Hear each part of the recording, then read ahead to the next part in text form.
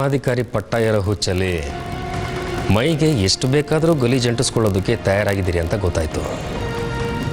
ಆದರೆ ಕೊನೆಯಲ್ಲಿ ನಿಮಗೆ ಸಿಗೋದು ಮೈಗೆ ಮೆತ್ತಿರೋ ಗಲೀಜು ಮಾತ್ರ, ಪಟ್ಟ ಮಾತ್ರ.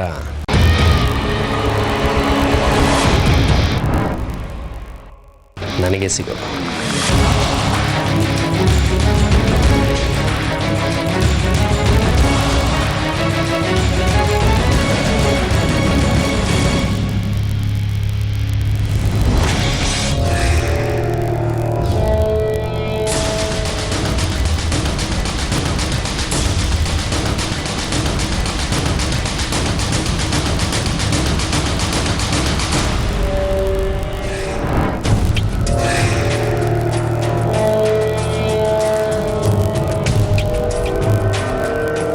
ಭಸ್ಮಾಸುರರು ತಾಯಿ ಮಗ ಇಬ್ಬರು ಸಾಮಾನ್ಯದವರಲ್ಲ. ಎಷ್ಟೊಂದು ಉಪಾಯ ಮಾಡಿ ರಾಧಿಕಾನ ಮನೆಯಿಂದ ಹೊರಗಡೆ ಕರ್ಕೊಂಡೋಗಿದ್ದಾರೆ. ಇದ್ರ ಹಿಂದೆ ಯಾವುದೋ ಒಂದು ಪ್ಲ್ಯಾನ್ ಇದೆ. ಧರ್ಮಾಧಿಕಾರಿ ಪಟ್ಟಕ್ಕೆ ಆಸೆ ಪಟ್ಟು ತಾಯಿ ಮಗ ಇಬ್ಬರು ಇಲ್ಲಿಗೆ ಬಂದಿದ್ದಾರಾ, ಅಥವಾ ಇದ್ರ ಹಿಂದೆ ಯಾವುದೋ ಮಹತ್ತರವಾದ ಉದ್ದೇಶ ಇದೆಯಾ? ಏನಿರ್ಬೋದು? ಶಾರದಾಗೆ ನನ್ನಿಂದ ಮೋಸ ಆಯಿತು, ಶಾಂತನುಗೆ ಅತ್ತಿಗೆಯಿಂದ ಮೋಸ ಆಯಿತು. ಇದೊಂದೇ ಕಾರಣಕ್ಕೆ ಇಬ್ಬರು ಸೇರಿಕೊಂಡು ಆಟ ಆಡ್ತಿದ್ದಾರ. ನಮ್ಮ ಪ್ರದೀಪ ಬೇರೆ ಅವ್ರು ಹೇಳಿದಾಗೆ ಕುಣಿತಾ ಇದ್ದಾನೆ. ಯಾಕೆ ಕುಣಿತಾ ಇದ್ದಾನೆ ನಾನು? ರಾಧಿಕಾ ಹೇಳೋ ಹಾಗೆ ಅವಳನ್ನು ಸಾಯಿಸೋ ಪ್ಲ್ಯಾನ್ ಏನಾದರೂ ನಡೀತಾ ಇದೆಯಾ? ಅವಳು ಹುಚ್ಚಿಯಾಗಿ ಆಡೋದ್ರ ಹಿಂದೆ, ಮನೆಯಲ್ಲಿ ನಡೀತಾ ಇರೋ ಅವಾಂತರಗಳ ಹಿಂದೆ ಈ ಶಾರದಾ ಮತ್ತು ಶಾಂತನು ಕೈವಾಡ ಏನಾದರೂ ಇದೆಯಾ? ವಿಶ್ವ ಸಾವಿನ ಹಿಂದೆ ತಾಯಿ ಮಗನಲ್ಲಿದ್ದೇ ಇರುತ್ತೆ. ಓ, ಅದಕ್ಕೆ ರಾಧಿಕಾ ಅವ್ರ ಮೇಲೆ ಅಷ್ಟೊಂದು ಕೂಗಾಡೋದು. ಅಂದರೆ ಅವಳನ್ನು ಹುಚ್ಚನ್ನಾಗಿ ಮಾಡೋ ಪ್ರಯತ್ನ ಸಫಲ ಆಗೋಯ್ತಾ? ಮೈ ಗಾಡ್, ಅವಳನ್ನ ಸಾಯಿಸ್ಬಿಟ್ಟು ಅವಳ ಸಾವಿನ ಪಟ್ಟಾನ ನಮ್ಮ ಪ್ರದೀಪನ ತಲೆ ಮೇಲೆ ಕಟ್ಟೋ ಪ್ಲಾನ್ ಏನಾದರೂ ಇದೆಯಾ? ಏನು ಮಾಡ್ದೀಗ? ಇವರಿಬ್ಬರು ಕಪಿ ಮುಷ್ಟಿಯಿಂದ ನಮ್ಮ ಪ್ರದೀಪನ ಹೇಗೆ ದೂರ ಮಾಡೋದು? ಧರ್ಮಾಧಿಕಾರಿ ಪಟ್ಟ ಸಿಗುತ್ತೆ, ನಿನ್ನ ದುಡ್ಡು ಸಿಗುತ್ತೆ ಅಂತ ಅವನ ಮನಸ್ಸು ಕೆಡಿಸೋದ್ರಲ್ಲಿ ಈಗಾಗಲೇ ಅವ್ರು ಯಶಸ್ಸು ಕಂಡುಬಿಟ್ಟಿದ್ದಾರೆ. ನನಗೆ ನನ್ನ ಮಗ ಮುಖ್ಯ. ಹೇಗಾದರೂ ಮಾಡಿ ನನ್ನ ಮಗನನ್ನು ಅವ್ರ ಕಪಿ ಮುಷ್ಟಿಯಿಂದ ದೂರ ಮಾಡಬೇಕು. ನನ್ನ ಮಗ ಒಬ್ಬನು ನನ್ನ ಜೊತೆ ಇದ್ರೆ ಸಾಕು. ಆ ಶಾಂತನು ಮತ್ತು ಶಾರದನ ಶಾಶ್ವತವಾಗಿ ಈ ಮನೆಯಿಂದ ದೂರ ಮಾಡ್ಬೋದು.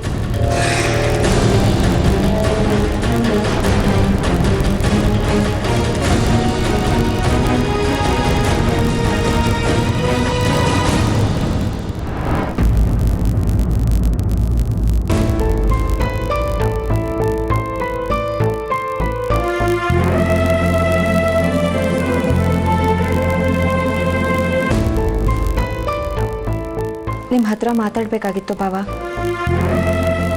ನೀವು ನನ್ನ ಈ ರೀತಿ ದೂರ ಮಾಡೋದು ನೋಡಿದ್ರೆ ತುಂಬ ನೋವಾಗುತ್ತೆ. ನಾನು ಯಾಕಮ್ಮ ನಿನ್ನನ್ನು ದೂರ ಮಾಡಿಕೊಳ್ಳಿ? ಏನು ವಿಷಯ ಹೇಳು. ಕೊನೆಗೂ ನಾನು ಎಂಥ ಸ್ಥಿತಿಗೆ ಬಂದ್ಬಿಟ್ಟೆ ನೋಡಿ ಬಾವ. ನೀವು ಕೂಡ ನನ್ನ ಹತ್ರ ಮಾತಾಡೋದಕ್ಕೆ ಅನುಮಾನ ಪಡೋ ಹಾಗಾಯಿತು. ನನ್ನ ದುರಾದೃಷ್ಟ ಬಿಡಿ. ಹೀಗೆ ಆಗಬೇಕು ಅಂತ ನನ್ನ ಹಣ್ಣಿನಲ್ಲಿ ಬರ್ತಿದೆ ಅಂತ ಅನ್ಸುತ್ತೆ.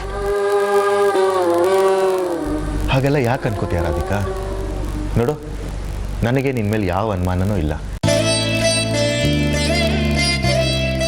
ಏನೋ ವಿಷಯ ಹೇಳಬೇಕು ಅಂತ ಬಂದಿದ್ದಲ್ಲ, ಏನು ಹೇಳು. ಈ ಮನೆಯಲ್ಲಿ ನಿಮ್ಮನ್ನು ನಾನು ಭಾವ ಅಂತ ಅನ್ಕೊಳ್ಳೇ ಇಲ್ಲ. ಅಣ್ಣ ತಮ್ಮ ಇಲ್ಲದೆ ಬೆಳೆದವಳು ನಾನು. ನಿಮ್ಮಲ್ಲಿ ನಾನು ಅಣ್ಣನ ನೋಡಿದೆ.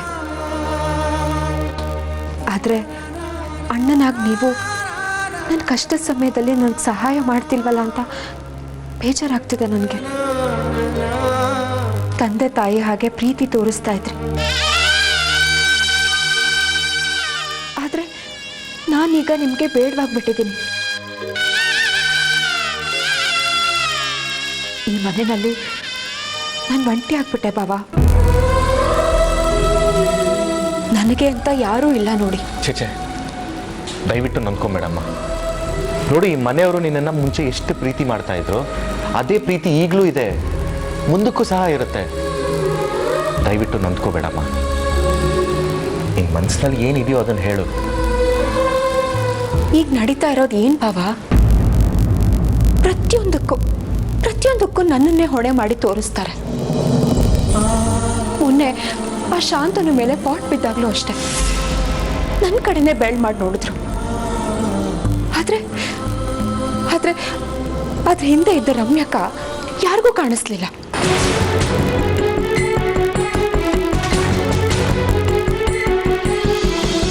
ಸ್ವಾಮೀಜಿ ಹತ್ರ ಹೋಗು ಅಂತ ನೀವು ಹೇಳಿದ್ರಿ ಅನ್ನೋ ಒಂದೇ ಒಂದು ಕಾರಣಕ್ಕೆ ನಿಮ್ಮ ಮಾತಿಗೆ ಬೆಲೆ ಕೊಟ್ಟು ಅಲ್ಲಿಗೆ ಹೋದೆ. ಆದರೆ ನನ್ನನ್ನು ಕರ್ಕೊಂಡು ಹೋಗಿದ್ದು ಒಬ್ಬ ಮಂತ್ರವಾದಿ ಹತ್ರ. ಅಲ್ಲಿಗೆ ಹೋಗೋದಕ್ಕೂ ಮುಂಚೆನೆ ಅಲ್ಲೇನೋ ನಡೆಯುತ್ತೆ ಅಂತ ನನ್ನ ಮನಸ್ಸು ಹೇಳ್ತಿತ್ತು. ಆದರೂ ಮನೆಯವ್ರು ಯಾರಿಗೂ ಬೇಜಾರಾಗಬಾರ್ದು ಅನ್ನೋ ಒಂದೇ ಒಂದು ಕಾರಣಕ್ಕೆ ಅಲ್ಲಿಗೆ ಹೋದೆ. ಅಲ್ಲಿಗೆ ಹೋದ್ಮೇಲೆ ಒಂದಲ್ಲ 2 ಸರಿ ನನ್ನ ಕೊಲೆ ಮಾಡೋದಕ್ಕೆ ಪ್ರಯತ್ನ ಪಟ್ಟರು ಭಾವ.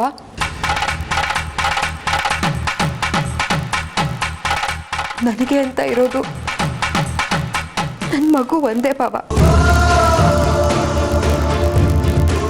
ಅದಕ್ಕೋಸ್ಕರ ನನ್ನ ಜೀವ ಕೈಯಲ್ಲಿ ಹಿಡ್ಕೊಂಡಿದ್ದೀನಿ. ನನ್ನ ಮಗುನೇ ನನಗೆ ಸರ್ವಸ್ವ. ಆದರೆ ಈ ಮಗು ಪ್ರಪಂಚನೇ ನೋಡಬಾರ್ದು ಅನ್ನೋದು ಅವ್ರ ಆಸೆ.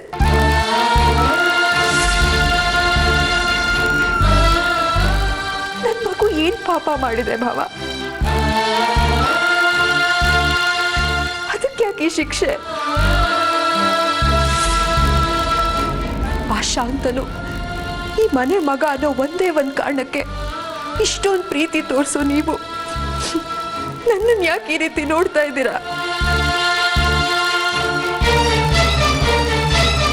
ಆ ಶಾರದಾ ಶಾಂತನ ಉದ್ದೇಶ ಈ ಮನೆಗೆ ಧರ್ಮಾಧಿಕಾರಿಯಾಗಿ ಈ ಮನೆಯವ್ರನ್ನೆಲ್ಲ ಬೀದಿಗೆ ತರಬೇಕು ಅನ್ನೋದು.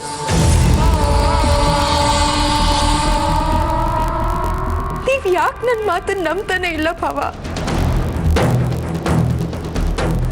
ಯಾಕೆಂದ್ರೆ ನಾನೊಬ್ಳು ಹುಚ್ಚಿ ಅಲ್ವಾ ಭಾವ? ಈ ಹುಚ್ಚಿ ಮಾತನ್ನ ಯಾರು ನಂಬ್ತಾರೆ ಹೇಳಿ? ಆದ್ರೆ ಇದೇ ಮಾತು ಸತ್ಯ ಆಗೋ ದಿನ ದೂರ ಇಲ್ಲ ಭಾವ, ದೂರ ಇಲ್ಲ.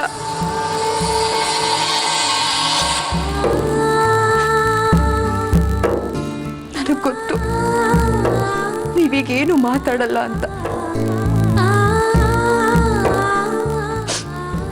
ಆದ್ರೆ ನೀವೇ ಒಂದ್ಸಲ ಯೋಚನೆ ಮಾಡಿ ನೋಡಿ ಭಾವ.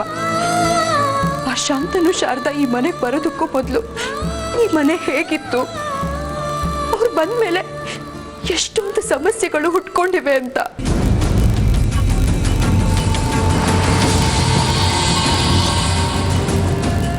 ಅವ್ರು ಕಾಣೆ ಆದ್ರು, ನನಗೆ ಹುಚ್ಚಿ ಪಟ್ಟ ಕಟ್ಟಿದ್ರು, ಧರ್ಮಾಧಿಕಾರಿ ಪಟ್ಟಕ್ಕೋಸ್ಕರ ಗಲಾಟೆ ಶುರು ಮಾಡಿದ್ರು. ಆದ್ರೆ ಇದ್ಯಾವುದು ನಿಮ್ಗೆ ಅರ್ಥನೇ ಆಗ್ತಾ ಇಲ್ವಲ್ಲ ಭಾವ? ನಾನಿದ್ದೆಲ್ಲ ನಿಮ್ಮ ಹತ್ರ ಹೇಳಿದ್ರು ಏನೂ ಪ್ರಯೋಜನ ಇಲ್ಲ ಅಂತ ನನಗೆ ಗೊತ್ತು ಭಾವ. ಆ ಶಾಂತನು ಶಾರದಾ ಮೇಲೆ ನೀವು ತೋರಿಸ್ತಿರೋ ಪ್ರೀತಿನಲ್ಲಿ ಒಂದು ಭಾಗ ಕರುಣೆ ನನ್ನ ಮೇಲೆ ತೋರಿಸಿ.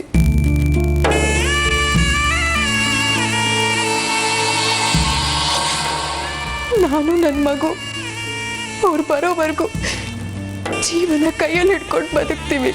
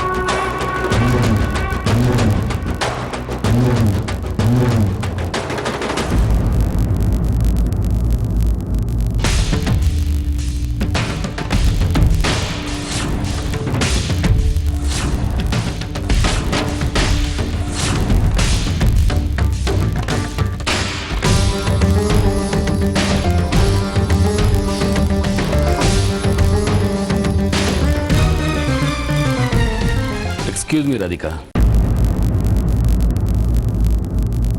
ನಿಮ್ಮ ಮನದಾಳದ ಮಾತುಗಳನ್ನು ಕೇಳಿಸ್ಕೊಂಡೆ ರಾಧಿಕಾ. ಮನಸ್ಸಿಗೆ ಅತ್ಯಂತ ದುಃಖವಾಯಿತು. ನಿಮ್ಮ ಮನಸ್ಸಲ್ಲಿರೋ ದುಃಖದ ಭಾರ ಭೂಮಿಯ ಭಾರಕ್ಕೆ ಸಮನಾಗಿತ್ತು ಅಂತ ನನ್ನ ಭಾವನೆ. ಇದಕ್ಕೆ ನೀವೇನು ಹೇಳ್ತೀರಾ? ನಿಂತ್ಕೋ ರಾಧಿಕಾ.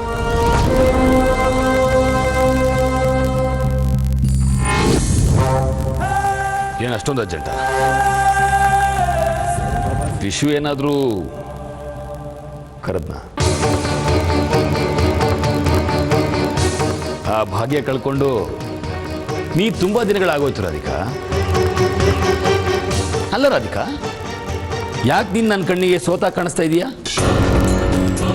ನೀನು ಹೀಗಿರಬಾರ್ದಮ್ಮ. ನೀನು ನೋಡೋದಕ್ಕೆ ನನಗೆ ತುಂಬಾ ಸಂಕಟ ಆಗುತ್ತೆ. ಸಂಕಟ ಪಡ್ತಾನೆ ಇರೋ ದಿನಗಳು ತುಂಬಾ ಹತ್ರ ಇದೆ ನಿನಗೆ. ನಗು ಅಂದ್ರೆ ಏನು ಅನ್ನೋದನ್ನೇ ಮರ್ತು ಹೋಗ್ತೀಯ. ನಿಲ್ಲೋದಕ್ಕೂ ನೆಲೆ ಇಲ್ಲದೆ ಇರೋ ದಿನ ಸದ್ಯದಲ್ಲೇ ನಿನಗೆ ಬರುತ್ತೆ. ಹೌದಾ?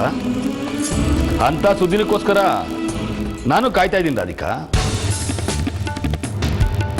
ವಿಷು ಬರ್ತಾನೆ ಅಂತ ನೀನು ಹೇಳೋದನ್ನ ಕೇಳಿ ಕೇಳಿ ನನಗೂ ಅವನು ಬರ್ಬೋದೇನೋ ಅನ್ನೋ ಭ್ರಮೆನ ನೀನು ಹುಟ್ಟಿಸ್ಬಿಟ್ಟಿದೀಯಾ. ಭ್ರಮೆ ಯಾವತ್ತು ನಿಜ ಆಗುತ್ತೋ ಅವತ್ತು ನಿನಗೆ ಸಿಗೋ ಉಡುಗೊರೆ ತುಂಬಾ ವಿಭಿನ್ನವಾಗಿರುತ್ತೆ ಶಾಂತನು. ಇದೊಂಥರ ವಿಚಿತ್ರ ರಾಧಿಕಾ. ಇಲ್ಲಿ ನನ್ನ ಮುಂದೆ ಇಷ್ಟು ಶುದ್ಧ ಡೈಲಾಗ್ ಹೊಡಿತೀಯ, ಅಲ್ಲಿ ವಿವೇಕ್ ಮುಂದೆ ಹೋಗಿ ಲೀಟರ್ ಅಕ್ಕಡೆ ಗಣ್ಣರ ಹಾಕೊಂಡು ಗೊಳ್ಳೋ ಅಂತ ಹೇಳ್ತೀಯ. ಅಲ್ಲ, ಈ ಶಾಂತನ ಮುಂದೆ ಬಂದ್ರೆ ಇಷ್ಟೊಂದು ಧೈರ್ಯ ಹೇಗೆ ಬರುತ್ತೆ ನಿನಗೆ?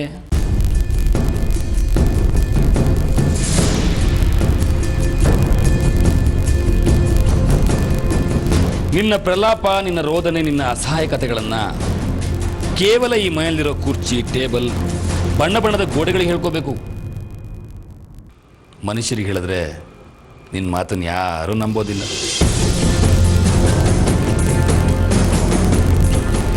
ಯಾಕೆ ಹೇಳು? ಯಾಕೆ ಅಂದರೆ ನಾನಾಗಲೇ ಅವ್ರ ಕಿವಿಗಳನ್ನು ಕಿತ್ಕೊಂಡು ತುಂಬ ದಿನಗಳಾಗೋಯ್ತು. ಇದು ಕಲಿಗಾಲ ರಾಧಿಕಾ. ನಿನಗೊಂದು ಹೊಸ ವಾಕ್ಯ ಕೊಡ್ತೀನಿ, ಬರ್ಕೊ. ನೀನ್ ನನ್ನನ್ನೇ ಅಧರ್ಮ ಅನ್ನೋದಾದ್ರೆ ನಾನೇ ಗೆಲ್ಲೋದು. ಅಧರ್ಮಕ್ಕೆ ಜಯ. ಹೊಸ ವಾಕ್ಯ ಇದು, ಎಲ್ಲರೂ ಬರೆದಿಟ್ಕೋಬೇಕು. ನನ್ನ ಮುಂದೆ ನೀನು ತುಂಬಾ ಸಲ ಸೋತಿದ್ಯಾ ಶಾಂತನು. ಎಷ್ಟು ಸಲ ಸೋತಿದ್ಯಾ ಅಂದ್ರೆ ನನ್ನ ಮುಂದೆ ಮುಖ ಎತ್ಕೊಂಡು ಮಾತಾಡೋ ಯೋಗ್ಯತೆ ಕೂಡ ನಿನ್ಗಿಲ್ಲ. ಅದನ್ನ ನೀನು ಸೋಲು ಅನ್ಕೊಂಡ್ರೆ ಅದು ನಿನ್ನ ಭ್ರಮೆ ರಾಧಿಕಾ. ಖಂಡಿತ ಭ್ರಮೆ. ನೀನು ದಡ್ಡ ಶಿಖಾಮಣಿ. ಪ್ರತಿ ಸಲ ನಿನ್ನ ಸಾವಿದ ಬಾಯಿಗೆ ತಳ್ಳಿದಾಗ ನೀನು ಅಲ್ಲಿಂದ ಪಾರಾಗಿ ಬಂದಿರಬಹುದು. ಆದ್ರೆ ಆ ಕ್ಷಣ ನಿನ್ನ ಮುಖದಲ್ಲಿ ಬರುತ್ತಲ್ಲ ಭಯ, ಅದನ್ನ ನೋಡಿ ನಾನು ಎಂಜಾಯ್ ಮಾಡ್ತೀನಿ. ಯಾವುದೇ ಕಾರಣಕ್ಕೂ ನಾನು ನಿನ್ನ ಮುಂದೆ ಸೋಲಲ್ಲ ರಾಧಿಕಾ. ಸೋಲು ಬರೋದಿಲ್ಲ ಅಂತ ಅನ್ಕೊಂಡೇ ಇರು, ನಿನ್ ಮುಂದೆ ಸಾವು ಬಂದು ನಿಲ್ಲುತ್ತೆ. ನಾನಿಷ್ಟು ದಿನ ಪಟ್ಟ ಕಷ್ಟ ನೋವುಗಳಿಗೆಲ್ಲ ನೀನ್ ಬೆಲೆ ಕಟ್ಟಲೇಬೇಕು. ನೀನು ಯಾವ ಥರದ ಬೆಲೆ ತೆರ್ತೀಯ ಅಂತ ನಿನಗೆ ಕಲ್ಪನೆ ಕೂಡ ಮಾಡ್ಕೊಳ್ಳೋದಕ್ಕಾಗೋದಿಲ್ಲ. ರಾಧಿಕಾ, ರಾಧಿಕಾ, ರಾಧಿಕಾ, ವಿಷು ಕರೆದಾಗಾಯ್ತು ನೋಡು. ಮೋಸ್ಟ್ಲಿ ಹುಟ್ಟೋ ಮಗುಗೆ ಹೆಸರಿಡೋ ಕರಿತಾ ಇರಬೇಕು. ಹೋಗು, ಹೋಗಿ ನೋಡು. ಅವ್ರು ಬರ್ತಾರೆ ಅಂತ ನನ್ನ ಹಣೆನಲ್ಲಿ ಬರ್ದಿದ್ರೆ ಅದನ್ನ ಯಾರ ಕೈಲೂ ತಪ್ಪಿಸೋದಕ್ಕೆ ಸಾಧ್ಯ ಇಲ್ಲ ಶಾಂತನು. ಅದನ್ನ ಈಗಾಗಲೇ ತಪ್ಪಿಸ್ಬಿಟ್ಟಿದ್ದೀನಿ ರಾಧಿಕಾ. ಯಾಕೆ ಇಷ್ಟು ಬೇಗ ಮರ್ತ್ಬಿಟ್ಟಿಯಾ? ಅದು ನಿನ್ನ ಭ್ರಮೆ.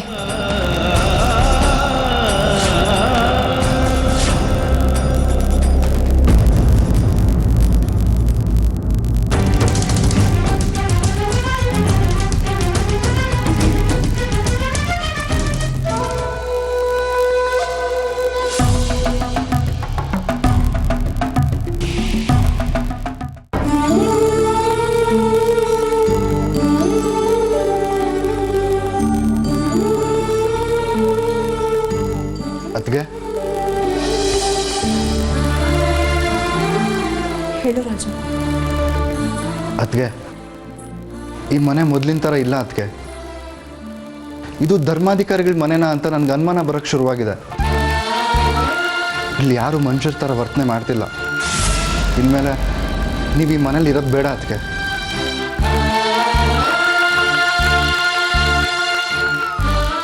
ಇಲ್ಲ ರಾಜು, ಇದು ನನ್ನ ಮನೆ. ಈ ಮನೆ ಬಿಟ್ಟು ನಾನು ಎಲ್ಲಿಗೂ ಹೋಗೋದಿಲ್ಲ. ಅದಕ್ಕೆ ಅದು ತುಂಬ ದಿನದ ಹಿಂದಿನ ಮಾತದಕ್ಕೆ.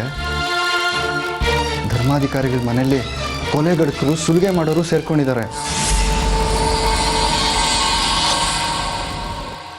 ಇಂಥ ಮನೇಲಿ ನೀವಿದ್ರೆ ಪ್ರತಿದಿನ ಕೊರಗಬೇಕಾಗತ್ತೆ. ಹಾಗಂತ ಆ ಮನೆ ಮುರುಕ ಶಾಂತನು ಮತ್ತೊಂದು ತಾಯಿಗೆ ಹೆದರ್ಕೊಂಡು ಹೋದ್ರೆ ನಾನು ಈ ಮನೆಗೆ ಮಾಡೋ ದ್ರೋಹ ಆಗಲ್ವಾ ರಾಜು? ನಾನೊಬ್ಳೇ ಈಗ ಅವ್ರಿಗೆ ಅಡ್ಡಿ ಇರೋದು. ನಾನು ಈ ಮನೆ ಬಿಟ್ಟು ಹೊರಟೋದ್ರೆ ಇಡೀ ಮನೆನ ಅವ್ರ ಕೈವಶ ಮಾಡಿಕೊಂಡು ಎಲ್ರನ್ನೂ ಈ ಮನೆಯಿಂದ ಆಚೆ ಹಾಕ್ಬಿಡ್ತಾರೆ. ಹಾಗಂತ ನೀವೆಲ್ಲರ ಮುಂದೆ ನಿಂತು ನಾನು ಹುಚ್ಚಿ ಅಲ್ಲ ಅಲ್ಲ ಅಂತ ಬೇಡ್ಕೊಳ್ಳೋದು ನನ್ನ ಕಣ್ಣಿಂದ ನೋಡೋಕ್ಕಾಗಲ್ಲ ಅದಕ್ಕೆ. ಆದಷ್ಟು ಅವಮಾನಗಳನ್ನ ಸಹಿಸ್ಕೋತೀನಿ ರಾಜು. ಅದು ಕೇವಲ ಈ ಮನೆಗೋಸ್ಕರ. ಈ ಮನೆನ ಆ ರಾಕ್ಷಸರ ಕೈವಶ ಆಗೋದಕ್ಕೆ ಬಿಡಬಾರ್ದು ಅಂದರೆ ನಾನು ಈ ಮನೆಯಲ್ಲೇ ಇರಬೇಕು. ಅದಕ್ಕೆ ನನ್ನ ಮಾತು ಕೇಳಿ ಪ್ಲೀಸ್. ನೀವು ನಿಮ್ಮ ತವ್ರ ಮನೆಗೆ ಹೋಗ್ಬಿಡಿ. ಶಾಸ್ತ್ರಿಗಳು ನಿಮ್ಗೆ ಆಶ್ರಯ ಕೊಡ್ತಾರೆ. ಈ ಮನೇಲಿದ್ದು ಈ ಮನೇನ ಉದ್ಧಾರ ಮಾಡೋದಕ್ಕಿಂತ ಅದೇ ವಾಸಿ. ಯಾಕಂದರೆ ನೀವು ಯಾವ ಮನೆ ಬಗ್ಗೆ ಯೋಚನೆ ಮಾಡ್ತಾಯಿದ್ರೋ ಆ ಮನೆಯವ್ರು ನಿಮ್ಮ ಪರ ಇಲ್ಲ. ನೀವು ಶಾಸ್ತ್ರಿ ಮನೆಗೆ ಹೋಗ್ಬಿಡಿ. ಸೋತು ತವ್ರ ಮನೆಗೆ ಹೋಗಬಾರ್ದು ರಾಜು. ಮಕ್ಕಳಿಗೆ ಹೆತ್ತವ್ರಿಗೆ ಆಶ್ರಯ ಕೊಡೋದಕ್ಕಾಗದೇ ಇದ್ರೂ ಪರವಾಗಿಲ್ಲ, ಹೊರೆ ಅಂತೂ ಆಗಬಾರ್ದು. ಅಪ್ಪಂಗೆ ನಾನೀಗ ಈ ಸ್ಥಿತಿನಲ್ಲಿದ್ದೀನಿ ಅಂತ ಗೊತ್ತಾದ್ರೆ ಅವರಿಲ್ಲಿಗೆ ಓಡೋಡಿ ಬಂದ್ಬಿಡ್ತಾರೆ. ಆದರೆ ನನಗೆ ಅವ್ರಿಗೆ ಹೊರೆ ಆಗೋದಕ್ಕೆ ಇಷ್ಟ ಇಲ್ಲ ರಾಜು. ಆದರೆ ಈ ಮನೆಯಲ್ಲಿ ಮಗುಗೇನಾದರೂ ಹೆಚ್ಚು ಕಮ್ಮಿ ಮಾಡಿದ್ರೆ ಅದಕ್ಕೆ ನನ್ನ ಕೈಯಲ್ಲಿ ಶಕ್ತಿ ಇರೋವರೆಗೂ ನಾನು ಹೋರಾಡ್ತೀನಿ ರಾಜು. ಈ ಮನೆಗೋಸ್ಕರ ನನ್ನ ಪ್ರಾಣ ಬಿಡ್ಬೇಕಾ? ಬಿಡ್ತೀನಿ. ಇನ್ನು ಈ ಪ್ರಪಂಚನೇ ನೋಡದೆ ಇರೋ ನನ್ನ ಕಂದಮ್ಮನ ಬಲಿ ಕೊಡ್ಬೇಕಾ? ಕೊಡ್ತೀನಿ.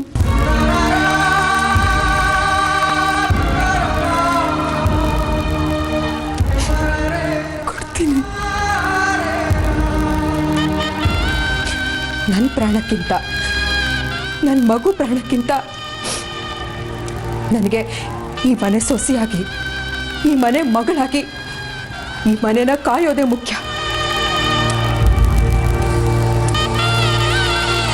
ಈ ನತದೃಷ್ಟ ತಾಯಿ ಮುಖ ನೋಡೋದಕ್ಕಿಂತ ಈ ಮಗು ಹೊಟ್ಟೆನಲ್ಲೇ ಕರ್ಗೋಗ್ಬಿಡ್ಲಿ. ಯಾವುದೇ ಕಾರಣಕ್ಕೂ ನಾನು ಈ ಮನೆಯಿಂದ ಎಲ್ಲೂ ಹೋಗಲ್ಲ ರಾಜು. ಅದು ಹೇಗೆ ಅವನು ಈ ಮನೆನ ತನ್ನ ಕೈವಶ ಮಾಡ್ಕೊಂಡ್ಬಿಡ್ತಾನೋ ನಾನು ನೋಡ್ತೀನಿ. ಅವನ ಆಸೆ ಈಡೇರೋದಕ್ಕೆ ನಾನು ಬಿಡೋದಿಲ್ಲ. ಅವನು ಅದೇ ನಿರಾಸೆನಲ್ಲಿ ಕೊರಗಿ ಕೊರಗಿ ಸಾಯ್ಬೇಕು. ಹಾಗೆ ಮಾಡ್ತೀನಿ. ಎಷ್ಟೇ ಕಷ್ಟ ಆದರೂ ಪರವಾಗಿಲ್ಲ. ನಾನು ಮಾತ್ರ ಈ ಮನೆ ಬಿಟ್ಟು ಎಲ್ಲಿಗೂ ಹೋಗೋದಿಲ್ಲ. ಇಲ್ಲೇ ಇರ್ತೀನಿ.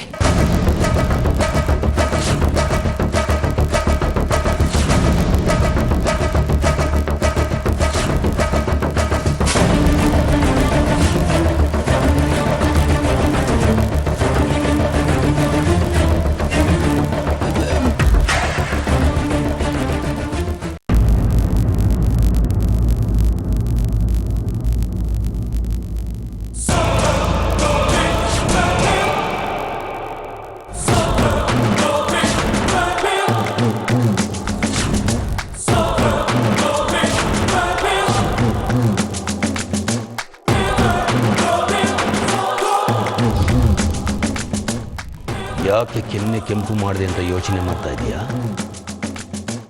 ರಾಧಿಕಾ ಕಿವಿ ಊದಿದ್ದಕ್ಕಲ್ಲ ನಿನಗೆ ಹೊಡೆದಿದ್ದು.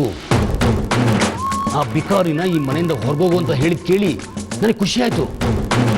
ಆದ್ರೆ ಬಿಟ್ಟ ಕಣ್ಣು ಮುಚ್ಚೆ ಗುರಾಯ್ತಾ ಇದೆಯಲ್ಲ, ಅದಕ್ಕೆ